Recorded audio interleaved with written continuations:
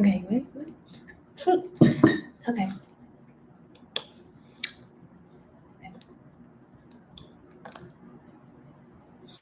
Hello, divine souls. I am just setting up. Um, okay, like I'm kind of nervous for this video. Like, it is so funny because like that's the whole point of it to do something different. Okay. I don't know why I'm so nervous. Like, gosh.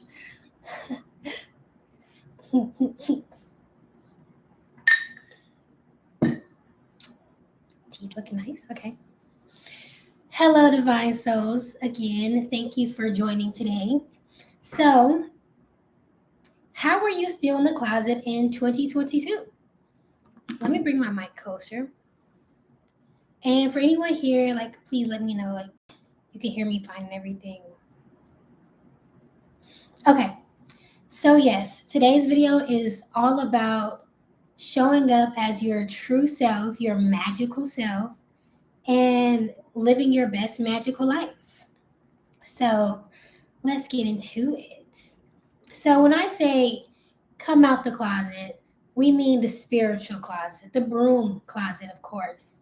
The closet where you are when you hide your spirituality and you kind of like, you know, in your heart, like, oh, I'm spiritual or whatever, or I'm magical, but you don't share with other people.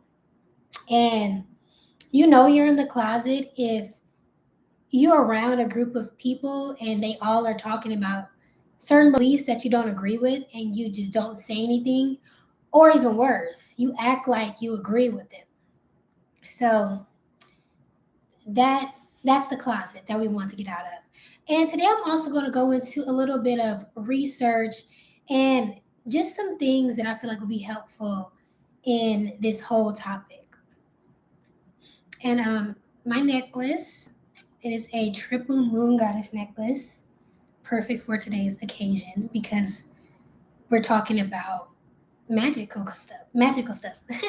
Okay, so I identify as a free spiritual being. I identify as someone who, I don't call myself a witch, but I prefer the name magical practitioner. But I do dabble in what some would call witchcraft. And I'm not even going to say dabble. Like, as a woman, women are natural witches. But there is a lot of negative connotations around that term. So a lot of people don't use it.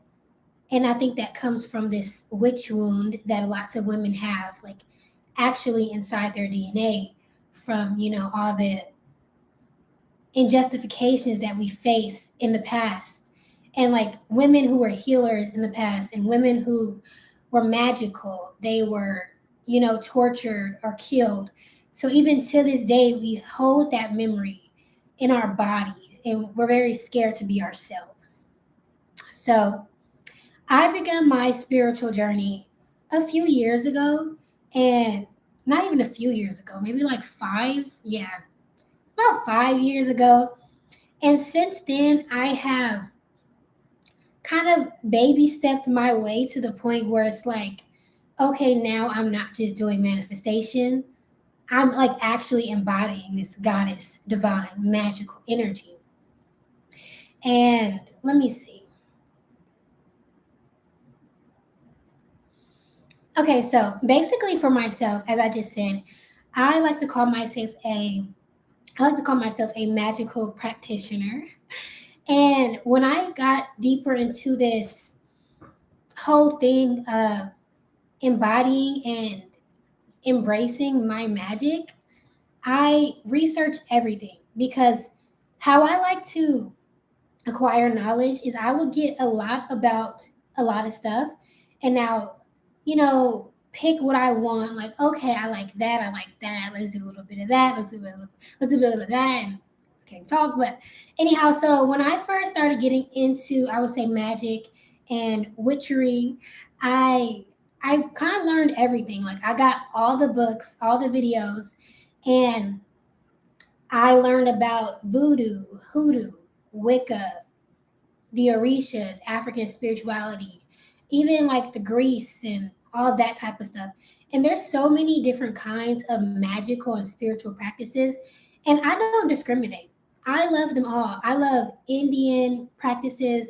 I love Buddhist practices because pretty much they all are saying the same thing. And it is that you are able to harness the magical and powerful energy of the universe and create something with that, to alchemize literal atoms and particles into physical reality. And I love them all. I don't discriminate. And what I do is I kind of took all of that and I threw out what didn't resonate and I kept what did. So, particularly my favorite magical practices are candle magic, jar spells, because like jars are life. um, Water. I'm a Pisces. I naturally love the water. I love to do bath rituals. Mirror magic. I love mirror magic. I like to scry. I have a scrying mirror.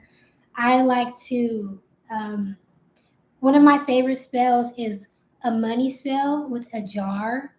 Or no, actually, one of my favorite money spells is where you. I don't even know, but it involves mirrors, two mirrors to amplify the energy of what you want. And oh my gosh, like this takes me back. I'm not gonna get into it, maybe like another video, but basically, you want to harness the energy of abundance from different dimensions.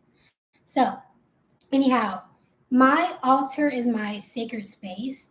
And because of that, I don't really allow people into my room because it's so private. And as I mentioned earlier, I don't call myself or I don't identify with any particular thing. Like I studied Wicca, I wasn't into their whole harm none. Because if we're getting real, some people need to be harmed. Like, let's not lie. Anyhow, though, if I had to identify as anything, it would be pagan, which are earth-based religions. And paganism is pretty much everything that came before Christianity and the what is it? Abrahamic religions. So yeah. Anyhow, I resonate more with hoodoo than anything. That is kind of where I stand with it now. And I'm not exactly like a full-on hoodoo practitioner, but I do incorporate more of that energy into my spell work and just my life. And another reason why I wasn't into some of the other lighter magical practices is because I believe in balancing the scales. Like, if you know what I mean. Let's just say I call it tapping the universe on the shoulder and saying, hey, like, I think this person's karma needs to be accelerated. So, like, maybe you can, like, help me out there. And also, in all seriousness, we must protect our energy. So, if I feel like somebody is spiritually attacking me, then I will defend myself, you know, because that is my right. And so mote it be. Okay, so firstly, or not firstly, because I just like talked about all that, but what even is witchcraft? Witchcraft is infused with everything we do. And it's a part of even like American culture down to the bones. I mean, the birthday song is a literal magical ritual. You get a bunch of candles and you have a whole group of people and y'all are chanting this song every year after year with this candle, with this fire. And it's like, it's a whole ritual. Like, lots of things we do are spells. Words are spells. The dictionary are spells. Affirmations, scripting, manifesting are spells. Curses are words. You know, they a curse word because you are putting a spell on somebody with your language. So magic is infusing everything around us. And I think science is just magic that they have put mathematical on. And quantum physics is just a new name for magic. And you know, they put a scientific name on it. So you're like, oh my gosh, like quantum physics, like, yeah, we know about that. Anyhow, there is this fear, as I mentioned earlier, around witchcraft. And a lot of that comes from religions and even like the witch hunts. But witch means to be wise. And us women are naturally witches. We are naturally intuitive, natural healers. It's in us. And when we shove down our magic, we do ourselves and our ancestors a disservice because we are not embodying what we fully are. Okay, yes. Next topic, we will get into being unapologetic. But first, let me take a little break.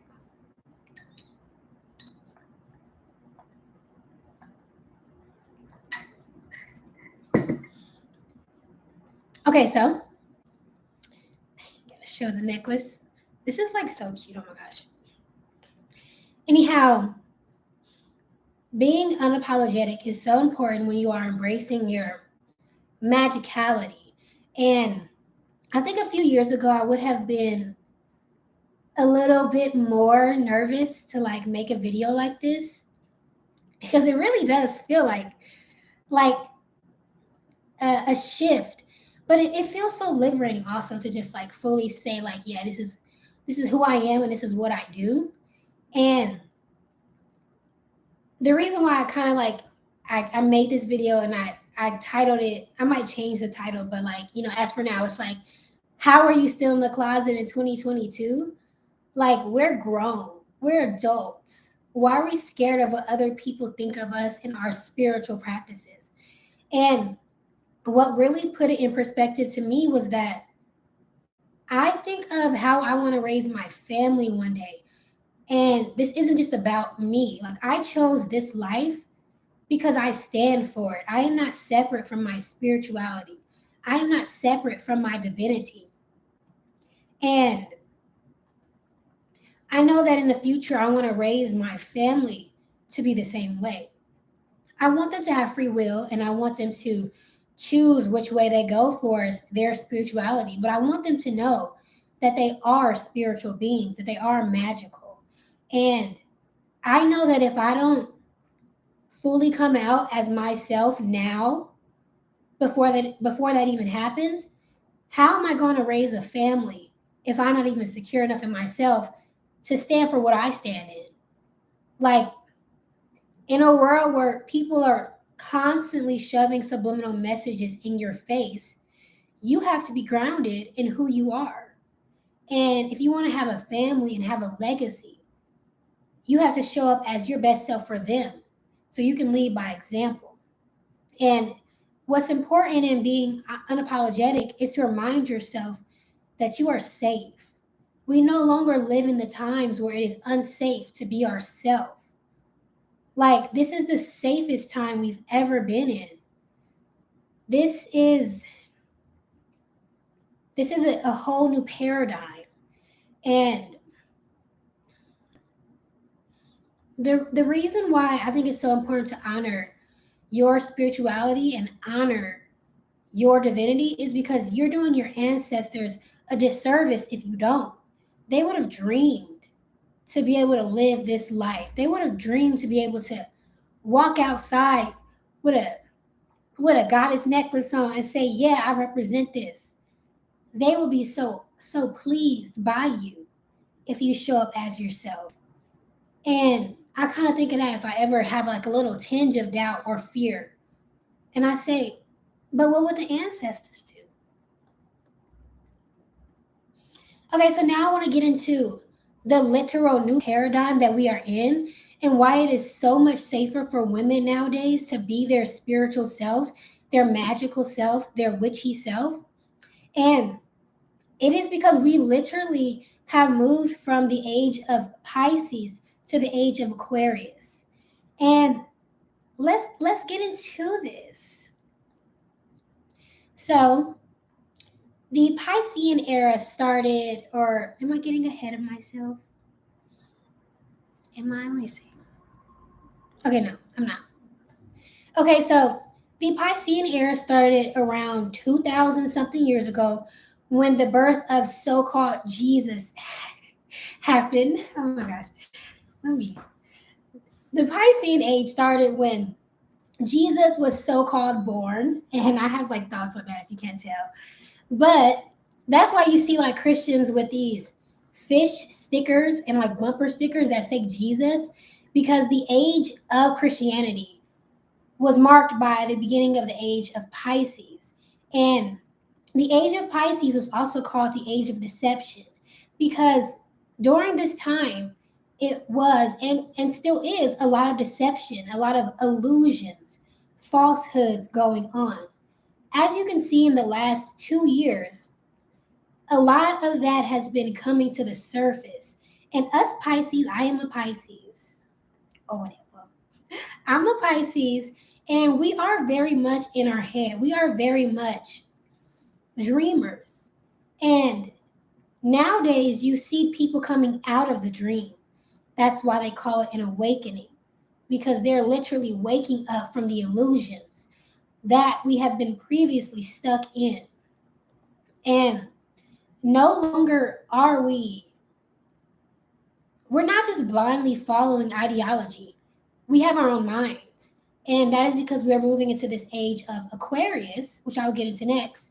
And in this age of Aquarius, we are being pulled out from the falsehoods, and we're moving into an age where it's like, okay, I think for myself, I have thoughts, I'm a spiritual being. What does that look like for me?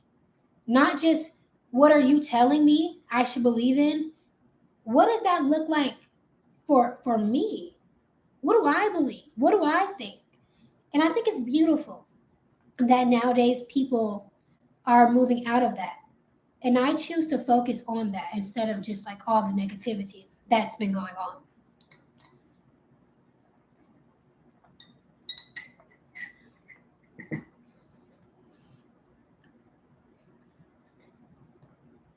Okay, so yeah, nowadays, like lots of people are waking up because we literally have transitioned from a point where we were in the age of religion, of falsehood, of dreams, to now we're moving into this age of technology, of spirituality, of oneness, of connection.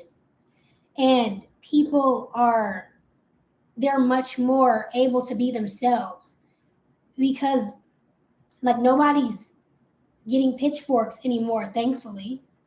And we have a whole opportunity to step up and be our best. And I want to start um, talking specifically to the Black women, because it is so important for us to own our true selves.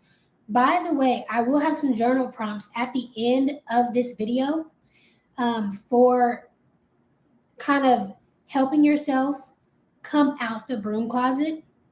Anyhow, so the past age has not really been kind to Black women and Black people in general.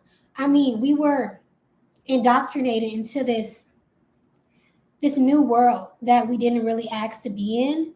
And the people who designed for all this to happen, and by people I don't mean any particular race of people, I don't even mean people, I literally mean like entities, the entities that designed this, the entities that are in control but not for long.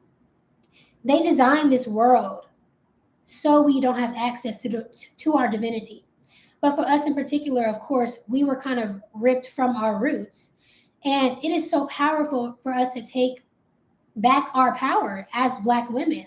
I mean, firstly, we're women, and women are naturally intuitive. We are natural healers. We are natural witches, and we are very powerful. And then we're Black women, which means that we are even more powerful because we have this thing in our skin called melanin, which a lot of people do have, and not just us, but this is, for us in particular. Our melanin literally connects us to the dark universe. I mean, the universe is infinite, and we are made up of everything that the universe is made out of.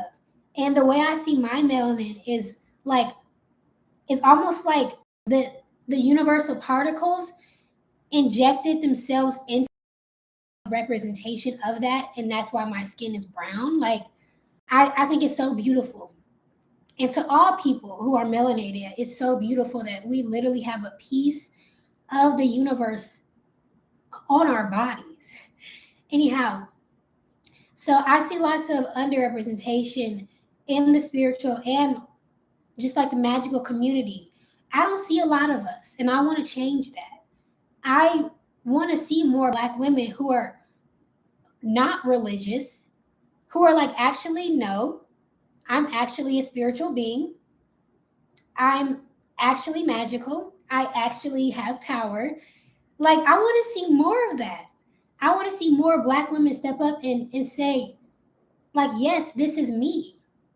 And this looks like however you want it to be. You don't have to just practice, say, African spirituality if it doesn't resonate with you. I personally do like to work with the Orishas and incorporate that into my spiritual practices. But you can also use Western practices, which is like, American and stuff, whatever we do out here. I don't even know, because everything is really taken from other places. I feel like American practices are just a blend of other things. Anyhow, I think it's all beautiful. I think all types of magic is beautiful. And you don't have to just subscribe to the one way of like, oh, African spirituality, I have to like wear a dashiki and ankh. And yeah, I got on ankh earrings, but like, you don't just gotta do that. Like, you can represent yourself in other ways. But for Black women in particular, it is so important for us to show up so we can show other people that they can do the same. And also children, like, don't we want to show our children and our family that there is another way?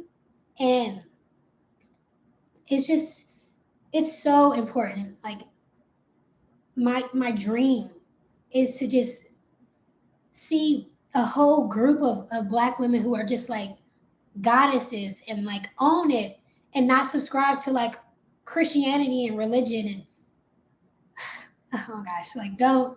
Anyhow, to kind of wrap this video up, when you start to hold on, let me drink some water real quick. Thank you for joining the live. So, what does Spirit want to say to wrap this up? So when you fully own your divinity and you start to embody your inner witch, you might lose relationships. Things might not work out and people might not like that. And that's okay. When I first started going deeper into my spiritual journey and I got over the whole think a better thought, manifest, affirmation vibe, I started to actually research and discover my roots, who I am as a magical spiritual being. I started to create an altar. I started collecting herbs. I was collecting ropes and leaves and twigs. And I just did what felt good to me. And I started to wear pentagrams for protection. And like, I made a wreath and I just started to embody that. And I know he's watching right now, but my boyfriend at the time, he began to get a little bit uncomfortable. And he expressed that to me. And eventually he became okay with it. But I'm just saying that sometimes when you are embodying your inner witch, people might not like it. It might be your partner, it might be your family. And that's okay. He told me, like, hey, it's a little weird. And I was like, okay, I respect you. I respect that. And I continued to do what I was going to do. Because, like, this is my life. And anyhow, another thing about that is, like, if you're with somebody and they are not respecting your magical practices, there might be a grace period. They might become fine with it eventually. But if they don't, then you need to exit. Because you should be able to live your best magical life, period. And also, when we fully embody our truth, people have no choice but to respect it. When you become so embodied in your magicalness, in your natural, your inner witch, and you are like, yes, this is me, the universe has no choice but to reflect that to you, because everything is a mirror. So that's another thing. work on the internal. And once you become crystal clear in who you are, the people you meet, the people you attract, will love you for it. They will respect you, and they might even ask you questions. They might say, I want some of what you have. I love your energy. So that's another thing. And to wrap this video up, I want to talk about how you can start to come out the closet if you are not already. And we're going to get into some journal prompts for that. And this video is already a little bit long, but it's so important. And yeah.